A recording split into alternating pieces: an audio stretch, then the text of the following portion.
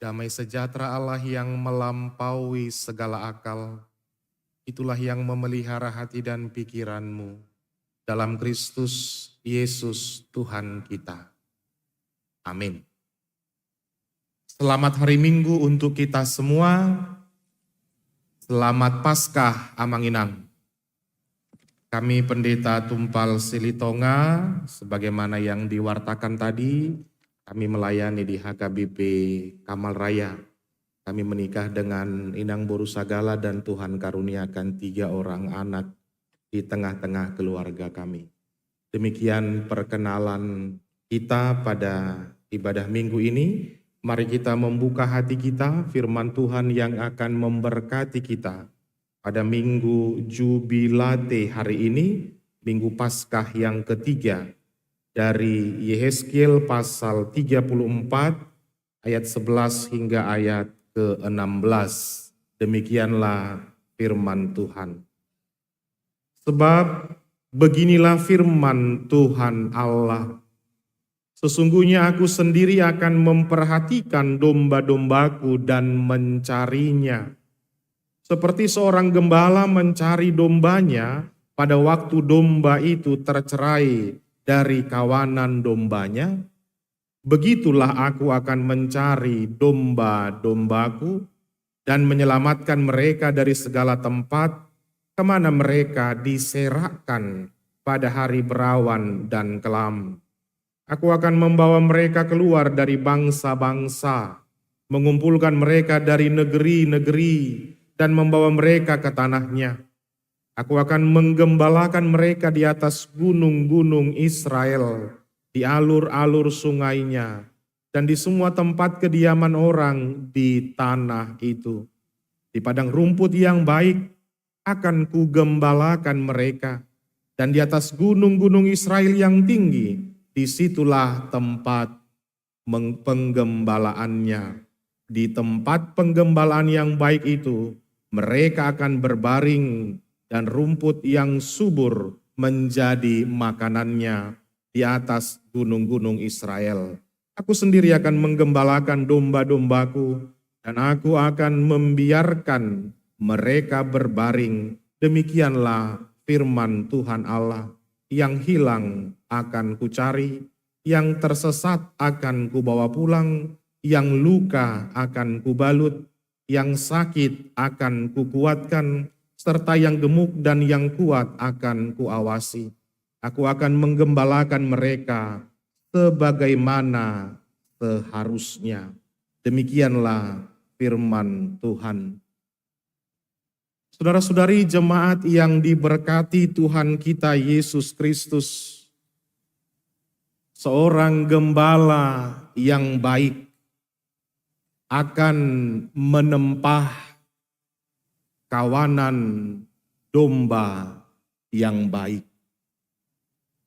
Maka baik tidaknya perilaku dan kehidupan domba itu sangat bergantung erat pada gembala yang menggembalakannya.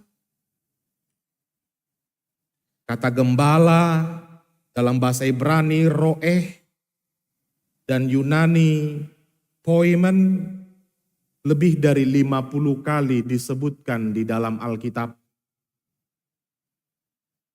Sedangkan kata domba Ibrani sowan lebih dari 200 kali, dan Yunani probaton lebih dari 30 kali, untuk melihat bahwa memang apa yang disebut domba jauh lebih banyak dibandingkan gembala. Saudara-saudari jemaat yang diberkati Tuhan kita Yesus Kristus, dalam zaman perjanjian lama, bahkan juga di zaman-zaman perjanjian baru, kita melihat dan membaca sebagaimana yang diinformasikan oleh Alkitab, bahwa banyak para gembala yang disebut roeh maupun poimen tadi tidak melakoni tugas penggembalaannya dengan baik dan benar. Mereka yang disebut gembala menunjuk kepada raja, menunjuk kepada tokoh rohani, menunjuk kepada orang yang punya power, menunjuk orang yang punya kuasa, punya wewenang. Tapi mereka tidak melakoni tugasnya dengan sebaik-baiknya. Itu sebabnya realita dari para gembala yang tidak menggembalakan domba-dombanya dengan baik dan benar, Allah marah dan Allah akan turun tangan untuk menggembalakan kawanan dombanya. Satu buku dari Flora Slauson Woolner, dia seorang pendeta emeritus dari United Church of Christ di Amerika dan juga gereja-gereja di Eropa. Dia menulis sebuah buku yang berjudul Feed My Shepherds. Gembalakanlah gembala-gembalaku. Sudah ada terjemahannya, dijual di toko-toko buku di kota kita ini. Maka kalau selama ini kita lebih sering mendengar gembalakanlah domba-dombaku, tapi Flora Slauson melihat yang paling penting di zaman sekarang, yang paling perlu digembalakan ternyata bukan domba, tapi gembala itu. Karena tersesat tidaknya domba itu, sampai tidaknya dia kepada padang rumput yang hijau, itu bergantung kepada bagaimana sang gembala membawa dan mensejahterakan para dombanya. Maka gembala yang dimaksud juga sebagaimana feed my shepherds, kenyangkanlah, beri makanlah, peliharalah, gembalakanlah. Pada akhirnya gembala yang merasa tidak kenyang, dia akan menggigit dombanya. Dia akan melukai dombanya. Dia akan memangsa dombanya. Dia tidak lapar secara materi, tapi sebenarnya mungkin dia lapar secara spiritual. Itu sebabnya dia punya jabatan tapi masih menyakiti orang kecil. Dia sudah punya harta uang yang cukup tapi masih korup, mengambil, merampas hak-hak orang-orang kecil dan orang-orang miskin. Maka bagaimana para gembala melakoni tugasnya ketika dia tidak lapar dan haus secara kerohanian? Kembali kepada pemahaman kata roeh tadi, maka ada benarnya juga menginang saudara-saudari yang diberkati Tuhan kita Yesus Kristus. Data di dalam berbagai konflik gereja lebih banyak dimotori justru para gembala itu. Akaparhaladu, akapadita, nadiba justru menjadi sumber konflik. Kehancuran sebuah rumah tangga lebih banyak digerakkan oleh orang tua yang sebenarnya juga berstatus sebagai gembala, bukan dari anak-anak itu sendiri. Maka ini yang perlu bagaimana Allah melihat bahwa para gembala di Israel mereka sudah gagal. Dan Allah murka ketika melihat domba-dombanya tercerai-berai, tidak mendapat makanan yang cukup, bahkan mereka tersesat. Maka metafora domba adalah salah satu binatang yang paling bodoh, yang paling polos, yang kalau tersesat enggak tahu jalan pulang. Domba adalah binatang yang paling mudah menjadi santapan binatang-binatang buas. Lalu kalau di Yohanes 10, Yesus adalah gembala yang baik dan kita adalah domba-dombanya. Maka manusia berstatus sebagai domba yang rentan terhadap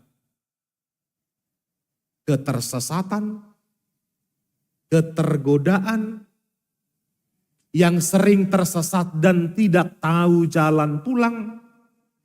Yang lebih penting, status manusia dan kita sebagai domba menunjukkan betapa rapuh dan lemahnya kehidupan kita. Itu sebabnya manusia sehebat, sekuat apapun, jangan pernah berpikir bahwa dia bisa survive dengan dirinya sendiri. Jangan pernah berpikir bahwa dia bisa menolong, membawa dirinya sendiri, mengendalikan dirinya sendiri. Bahkan kita metafora sebagai domba, tubuh kita ini rapuh.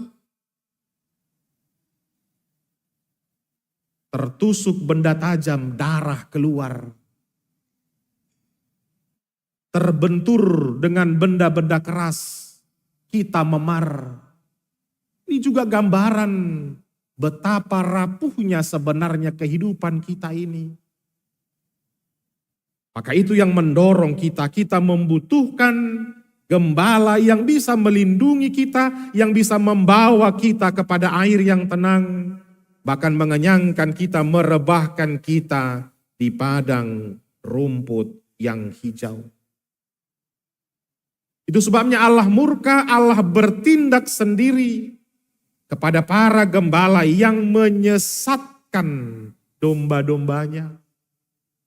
Bahkan Yesus juga marah sekali. Barang siapa yang menyesatkan satu anak ini, lebih baik kepada diikatkan di lehernya batu kilangan, lalu dia ditenggelamkan ke dalam laut. Orang yang mengajak orang lain melakukan yang sesat, orang yang punya kuasa, punya power mempengaruhi orang lain untuk melawan sistem, berlaku ketidakadilan, melakukan yang salah, maka lebih baik kepadanya diikatkan batu kilangan ke lehernya lalu dia dilemparkan, dibenamkan di laut. Alias menjadi tenggelam untuk selama-lamanya. Maka Allah marah ketika sang gembala tidak melakoni tugasnya. Lalu kalau kita lah saudara-saudari persepsi sebagai domba itu, karena kita mudah tersesat, kita mudah ditarik, kita mudah dipengaruhi, kita tidak tahu jalan pulang, maka hal upaya antisipatif yang perlu dilakukan manusia dan kita yang seolah-olah adalah seorang gembala, jangan memisahkan diri dari kumpulanmu. Jangan menjauhkan diri dari komunitasmu sesama domba. Jangan tinggalkan persekutuan kehidupan rohani. Jangan tinggalkan komunitas peribadahan, perkumpulan-perkumpulan orang Kristen, sebab saat kita tinggalkan, kita keluar dari kumpulan itu, maka jalan tersesat terbuka lebar untuk kita.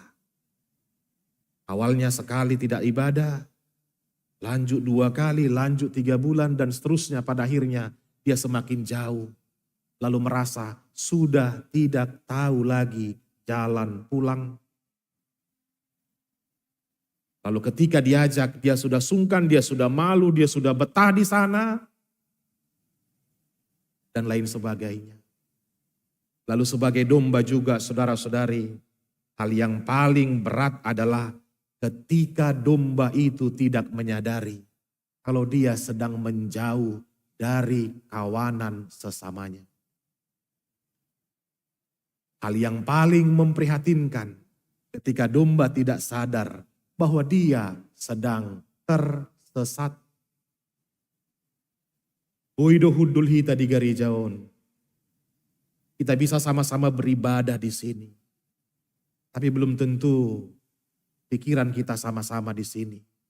Hati kita sama-sama di sini. benar-benar mau dituntun oleh firman Tuhan. Jangan-jangan pikiran kita entah sudah kemana dibawa tersesat. Maka ketika kita sebagai domba tidak mendengar suara gembala itu, tidak peduli suara gembala yang memanggil kita, maka ini gambaran kecil bahwa sebenarnya kita sedang memisahkan diri dari kawanan itu. Kawanan domba-domba itu.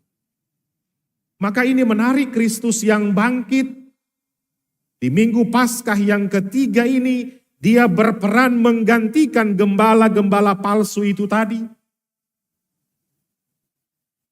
Bahkan Allah sebagai gembala yang baik, dia menggaransi bahwa domba-domba akan benar-benar terlindungi, akan benar-benar terjaga.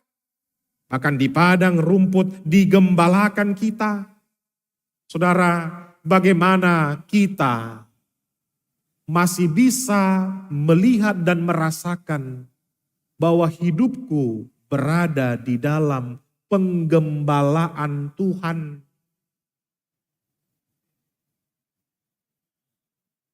Masih bisakah kita bersaksi bahwa hidup yang kita jalani adalah hidup di dalam penggembalaan Tuhan?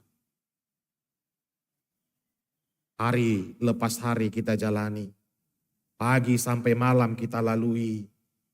Bagaimana kita masih mampu merasakan Tuhan dekat dengan kita. Tuhan hadir di tengah-tengah kita. Dia campur tangan di dalam semua pekerjaan, aktivitas kebaikan yang kita lakukan. Bahkan Tuhan yang menggembalakan kita itu, dialah yang memberi makan dan minum kepada kita. Membawa kita ke padang rumput yang hijau. Saudara, dimanapun kita bekerja sehari-hari, bagaimana sampai kita berstatus sebagai domba, mampu melihat profesi yang kujalani sekarang adalah cara Tuhan memberkati hidup. Cara Tuhan mengenyangkan aku sebagai gembala. Profesi yang kujalani sekarang ini adalah cara Tuhan menunjukkan bahwa Dia menggembalakan hidup. Sehingga seluruh aspek perjalanan kehidupan kita itu, kita benar-benar melihat Tuhan menuntun kehidupan kita. Tapi banyak juga orang yang merasa tidak mau dituntun. Orang yang ingin pilih jalan sendiri. Orang yang ingin menjauhkan dirinya sendiri. Maka pada akhirnya ketika dia gagal, ketika dia terjerembab masuk ke dalam jurang yang gelap, maka di sana dia mungkin akan menyesali kehidupannya karena menjauhkan diri dari sang gembala. Maka kalau tadi saya sebutkan kata gembala juga menunjuk kepada orang yang lebih tua, lebih pintar, lebih berpengaruh, punya jabatan dan lain sebagainya. Hidup yang manginang, tapar mahan ya kaya nakotai dijabut tabi. Kalaulah kita sebagai gembala kepada anak-anaknya. Jangan-jangan peribahasa orang Batak yang mengatakan dang dautu bisian bonana itu memang tidak update lagi. Orang tuanya kadang malas ke gereja, tapi dimungkinkan anaknya juga rajin ke gereja. Atau jangan-jangan orang tua yang ingin anaknya sepaham dan sependapat dengannya untuk membela, mendukung dia melakukan yang salah. Tapi anak juga sudah kritis dan tidak mau terombang-ambing. Atau dengan kata lain, kalau memang harus terpaksa, anak yang baik dan benar juga dimungkinkan menggembalakan orang tuanya. Menuntun orang tuanya. mengingatkan orang tuanya, merawat orang tuanya. Ketika orang tuanya mungkin sudah gagal dan tidak lagi melakoni tugas penggembalaan di tengah-tengah keluarga. Maka tugas penggembala, siapapun kita yang berperan untuk melakoninya, Allah mengatakan tadi kehadirannya, dia akan datang untuk mencari yang hilang. Seorang gembala gak berpikir udahlah satu kok yang hilang, 99 lagi masih di sini.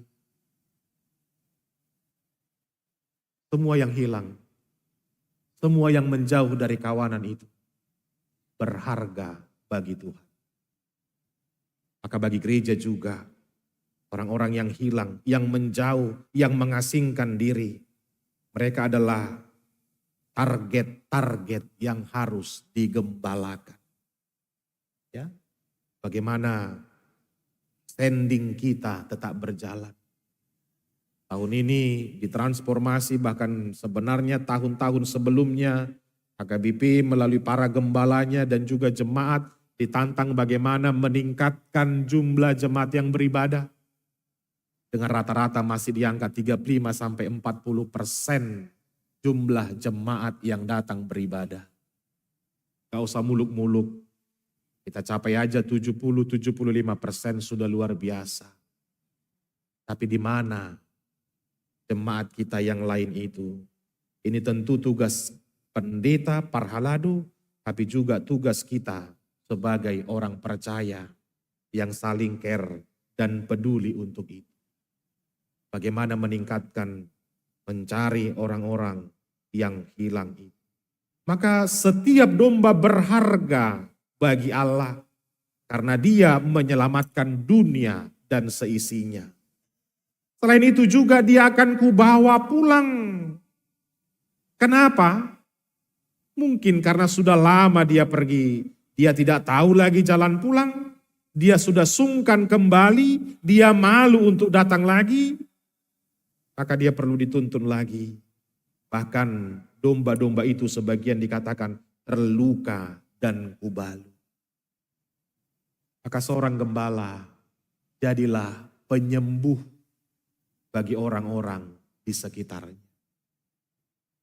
Yang membalut luka, yang memberikan kesembuhan. Biarlah setiap orang, semua warga jemaat gereja menjadi sumber kesembuhan, bukan malah sebaliknya menjadi sumber persoalan. Dan di sanalah kita melihat Allah sebagai gembala yang agung, sebagai gembala yang baik, dia benar-benar datang dan melawat umatnya. Tidak hanya itu saudara-saudari, Allah yang adil yang menggembalakan domba-dombanya. Dia adalah Allah yang adil di dalam menimbangi persoalan. Ada satu upasa orang Batak yang mengatakan, tinuan bulu si bahen nalas, tinuan uhum si bahen nahoras. Kalau kita pahami artinya ya kira-kira kalau pemimpin itu membangun, menyusun, menjalankan aturan yang baik dan benar, maka keadilan akan mengalir seperti air yang terus mengalir di tengah-tengah kehidupan jemaat. Kehidupan domba yang dipimpinnya. Ada satu kepercayaan bagi orang Yunani yang disebut dengan Dewi Keadilan. Ya, jadi ini simbol kepercayaan di dalam budaya Yunani. Lalu Dewi Keadilan itu disimbolkan sebagai perempuan yang menutup mata, kemudian dia memegang satu timbangan dan satu pedang dengan mata yang tertutup. Lalu ini menjadi simbol bagaimana Dewi Keadilan menimbangi persoalan dengan adil tanpa melihat rupa. Ya. Nah, ini pun menjadi satu pergumulan para domba-domba yang terabaikan itu. Para gembala-gembala yang terkadang masih melihat wajah, melihat rupa. Tuhan menganugerahkan marga kepada kita orang Batak. Tapi dengan marga itu tidak mau mengajarkan kita untuk pilih-pilah kasih. Bukan karena satu marga atau karena satu marga maka keadilan boleh dibangun. Tapi marga merupakan anugerah bagi kita orang Batak. Tidak untuk menimbangi persoalan, memperlakukan seseorang melihat rupa ataupun latar belakang. Amanginang saudara-saudari yang diberkati Tuhan kita Yesus Kristus, Minggu Jubilate hari ini mengajak kita bersorak-sorai. Kenapa? Kita yang lemah, Kristus mau jadi gembala kita. Maka pertanyaan adalah, maukah saudara digembalakan oleh Tuhan kita? Maukah hidupmu, pikiranmu, perasaanmu dituntun oleh Tuhan? Atau jangan-jangan kita malah lebih sering membawa Kristus untuk kita gembalakan. Kalaulah ibarat hidup ini seperti naik angkot, biarlah Tuhan sebagai gembala yang menyupiri kehidupan kita, yang pasti membawa kita ke tempat yang sejuk dan tenang. Bukan berarti kita tidak melewati tanjakan dan tikungan yang tajam. Tapi kalau kita tahu Allah Sang Gembala menyupiri kehidupan kita, tak mungkin kita celaka. Tapi sebagian orang mungkin menempatkan Allah Sang Gembala sebagai penumpang di dalam hidupnya. Kemana dia pergi Tuhan diajak untuk turut pada apa yang dia mau. Ini tentu dua hal yang berbalik. Siapa gembala, siapa domba. Lalu Tuhan kita bawa-bawa, Tuhan aku mau begini, Tuhan berikanlah aku ini. Itu sebabnya sering orang yang seperti itu abai dan tidak mau dengar suara Tuhan. Firman Tuhan Minggu Jubilate hari ini mengarahkan kita semua. Kita adalah domba-domba Allah. Kita adalah pribadi yang rapuh, pribadi yang lemah, pribadi yang mudah tersesat. Maka tidak perlu sok-sok jago. Karena kita lemah, kita rapuh, kita mudah tersesat. Maka kita butuh Sang Gembala. Maulah digembalakan oleh Allah melalui firman-Nya. Biarlah Kristus yang telah mati dan bangkit dari kubur itu terus menjadi gembala yang sejati di dalam kehidupan kita. Kita bisa tersakiti, tapi Sang Gembala akan membalut luka kita. Kita bisa menangis, kita bisa kecewa, tapi Kristus yang adalah gembala sejati, Dia akan terus menopang dan menjenguk kita. Kristus Sang Gembala akan terus menyapa, bahkan menjenguk semua kehidupan kita. Amin, mari kita berdoa. Allah Bapa, Gembala yang baik, yang menggembalakan perjalanan bangsa Israel dulu, yang terus menggembalakan perjalanan umat-Mu hingga masa kini. Inilah kami, domba-domba yang lemah, yang rapuh, yang mudah tersesat. Dunia ini, kemegahannya, kemewahannya sering membawa kami beralih, meninggalkan kawanan domba itu.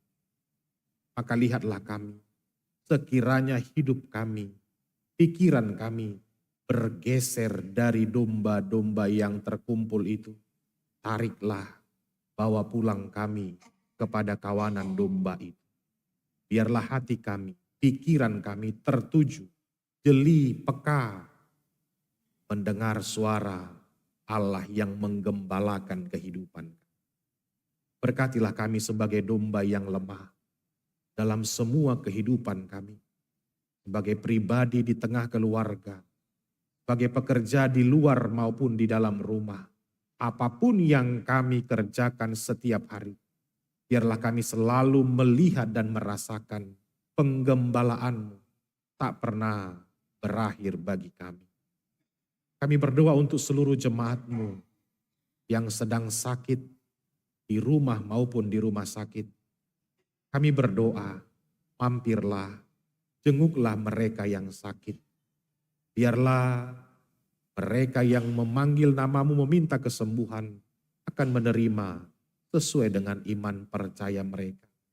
Kami berdoa sekiranya ada jemaatmu yang membawa pergumulan masing-masing, kesulitan dalam kehidupan keluarga, kehidupan persoalan yang kurang harmonis dengan keluarga, suami dengan istri, orang tua dengan anak, bahkan persoalan pekerjaan, persoalan ekonomi. Kiranya Engkau selalu membuka jalan bagi seluruh jemaatmu yang terus berdoa dan berharap kepadamu. Sekiranya ada jemaatmu yang terus berdoa menanti keturunan di dalam hidupnya, Kau juga membuka pintu-pintu berkat, membuka rahim para ibu yang rindu akan anak, memberkati para suami juga, demikian para istri.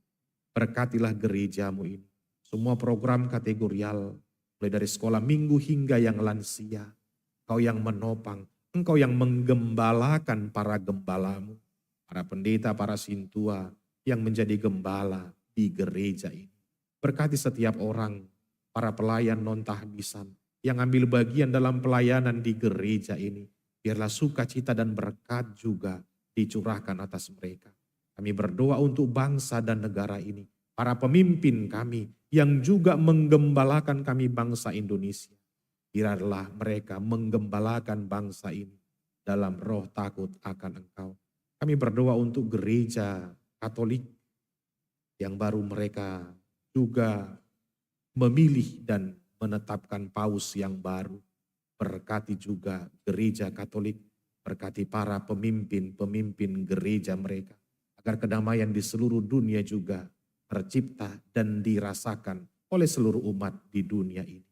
Demikian pula para pimpinan-pimpinan gereja Protestan, khususnya HKBP, berkatilah mereka dari pusat hingga ke daerah. Biarlah semua kebijakan pelayanan mereka, penggembalaan mereka, mensejahterakan domba-domba yang dipimpinnya. Kami juga berdoa untuk lingkungan sekitar gereja ini. Berkati mereka semua. Damai yang daripadamu senantiasa dicurahkan atas mereka. Kami berdoa juga untuk semua tenaga-tenaga pekerja, pelayan-pelayan di gereja ini. Bang parkir, poster, pegawai administrasi, semua yang ambil bagian di dalam gereja HKBP Tebet. Engkau selalu memberkati mereka. Ya Allah, gembala yang sejati, berjalanlah di depan kami.